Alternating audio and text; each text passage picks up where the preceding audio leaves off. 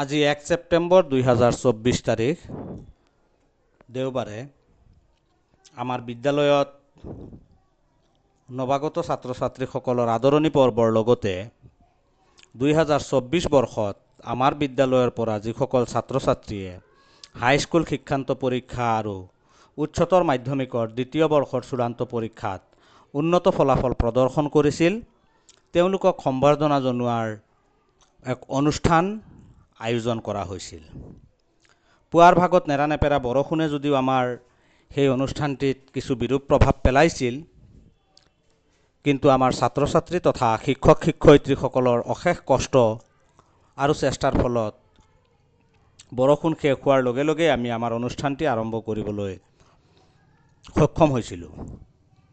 আমাৰ এই অনুষ্ঠানটিৰ মুখ্য অতিথি হিচাপে উপস্থিত থাকে 10 নং কাজিৰঙা লোকসভা সমষ্টিৰ সন্মানীয় সাংসদ শ্ৰীযুত কামাখ্যা প্ৰসাদ তাছা মহোদয়, লগতে অন্যান্য বিশিষ্ট অতিথিবৃন্দ।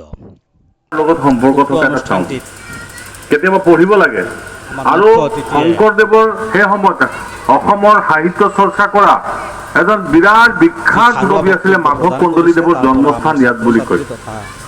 ধৰ্ম কি হৈছে বাদ দিয়া, ধৰ্মটো এটা বেলেগ বিষয়। কোনে ইছলাম ধৰ্ম কৰিছে, কোনে হিন্দু ধৰ্ম কৰিছে। যেতিয়া মন্দিৰ যাবা তেতিয়া ধৰ্মৰ কথা পাতিবা, যেতিয়া স্কুললৈ আহিব তেতিয়া ধৰ্মৰ কথা পাতিব নালাগে, জাতিৰ কথা পাতিব নালাগে, আৰু মা দেউতা ধনী নে দুখীয়া এই কথা পাতিব নালাগে। যেতিয়া ড্ৰেছ পিন্ধে নহয় চব এক হৈ যায়।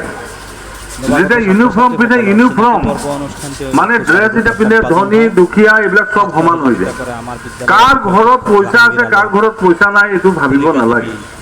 কাৰ দেউতা দেৱী লগতে অন্যান্য শিক্ষক শিক্ষয়িত্ৰীসকলে সদশেষত আমাৰ ছাত্ৰ ছাত্ৰীসকলে একক তথা দলীয় নৃত্য প্ৰদৰ্শন কৰে।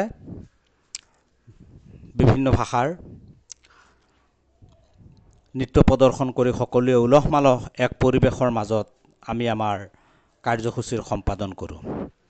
শেষত ৰাতিপুৱাৰ বৰষুণৰ ফলত আমি আমন্ত্ৰণ কৰি অনা যি গায়ক গায়িকাসকলৰ অনুষ্ঠান আছিল তাক বাতিল কৰিবলৈ আমি বাধ্য হৈছোঁ, কাৰণ সেই গায়ক গায়িকাসকলে গুৱাহাটীতো আমাৰ ইয়াৰ দৰে নেৰানেপেৰা বৰষুণ হোৱাৰ ফলত তেওঁলোকে গুৱাহাটীৰ পৰা